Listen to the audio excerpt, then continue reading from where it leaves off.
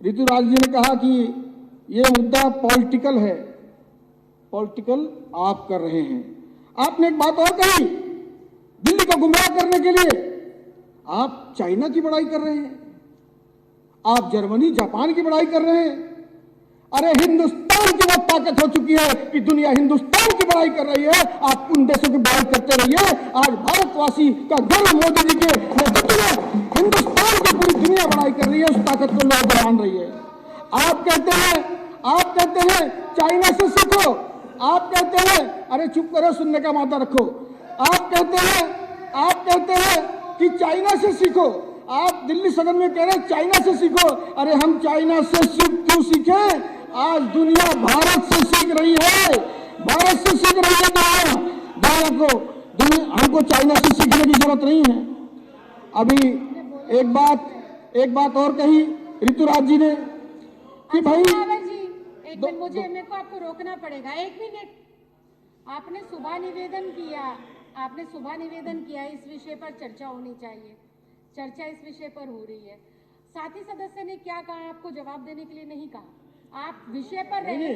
अगर विषय पर अपना वक्तव्य, मैं विषय पे ही बोल रहा हूँ। सदन में अगर वो उनको आपको रोकना चाहिए था, फिर वो विषय से बाहर बोलेंगे। आप अपने विषय पर बोलिए। वो भी अपने विषय पे बोलते हैं। आप ठीक है।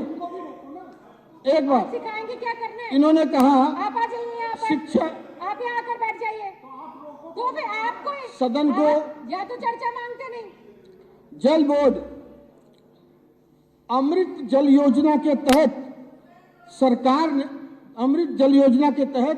भारत सरकार ने दिल्ली सरकार को करोड़ों करोड़ रुपए दिए हैं।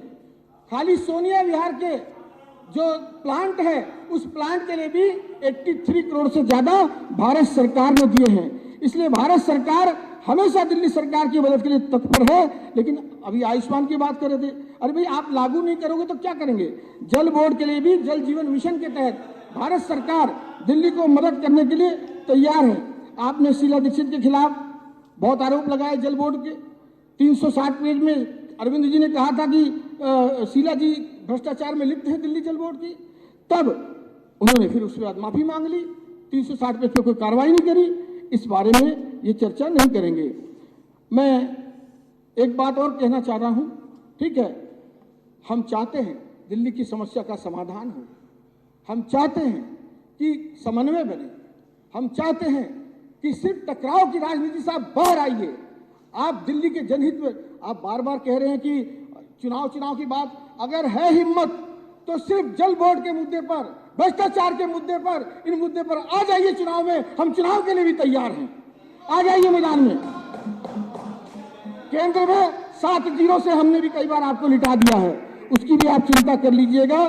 आपने कहा कि आजकल शिक्षा की चर्चा है, इसलिए डर गई है मोदी सरकार। अरे शिक्षा की नहीं, घोटालों की चर्चा हो रही है। शराब की, शीश महल की, पानीपत घोटाले की, सतर्कता विभाग की, विज्ञापन घोटाले की चर्चा आज देश भर में हो रही है। आपको शर्म आनी चाहिए। लेकिन समन्वय के साथ मिलकर के हम समन्वय के लिए आगे आने को तैयार हैं। हम सहयोग करने को तैयार हैं। हम दिल्ली की जनता के लिए 2 कदम आगे बढ़ने को भी तैयार हैं, 2 कदम पीछे हटने को भी तैयार हैं। आइए मिलकर के दिल्ली की सेवा करने का संकल्प को पूरा करें, ना कि जो राजनीति को आपने कहा कि राजनीति कर रहे हैं उस राजनीति को बंद करें। अध्यक्ष जी, आपने बोलने का मौका दिया, आपका बहुत बहुत धन्यवाद।